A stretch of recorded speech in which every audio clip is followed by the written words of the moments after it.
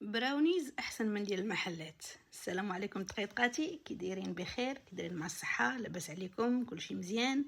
اليوم البنات جبت لكم واحد البراونيز خطير خطير خطير، كيستاهل التجربه. كما كتشوفوا البنات في الفيديو، روعه روعه روعه روعه روعه.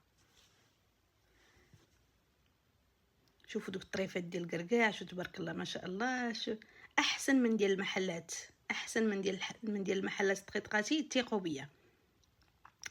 هنا البنات كندير نص رابعه ديال الزبده مع 300 غرام ديال الشوكولات. انا الشوكولات درت الشوكولات اللي بالحليب والشوكولات كحل باش ما يجينيش داك المذاق قوي بزاف. واحد نص كاس ديال كاكاو. السر هو في هذا الكاكاو، هو اللي كيعطي ديك القشره الفوقانيه. هنا البنات ودرتو فوق حمام مريم بطبيعه الحال.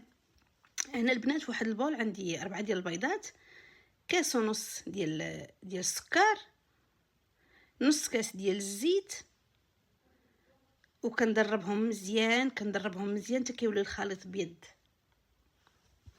كنبقى ندرب فيهم حتى كيولي الخليط بيد كما كتشوفوا البنات في الفيديو. بحال هكا البنات كيتجانسوا كاملين مع بعضياتهم بحال هكا. هنا البنات عندي كاس ونص ديال الدقيق و80 غرام ديال الكركاع. درت الكركاع في داك الدقيق باش ما ينزلش لي لتحت، باش ما ينزلش لي في الخليط لتحت ملي نحط الخليط ديالي في الطاوه. وكنحطوا البنات في داك الخليط الاول اللي درت ديال البيض والزيت والسكر. هنا عندي فاني، وكنخلط بالفوي. كنخلط بحال هكا مزيان حتى داك الدقيق ما كيبقاش داير ليا داك الكتل ديالو. ديجا الدقيق يعني كنكون مغربلاه.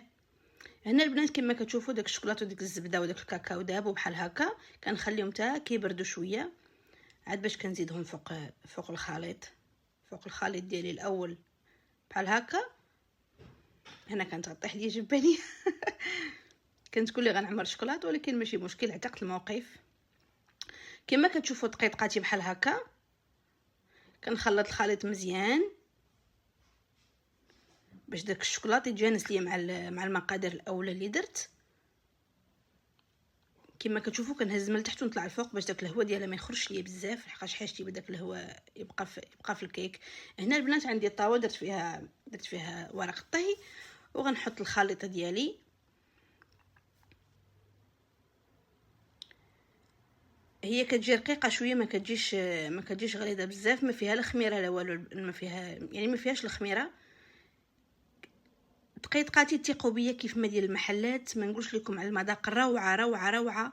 شوفوا البنات، نتمنى من الله تعجبكم وتجربوها واعطوني آراءكم.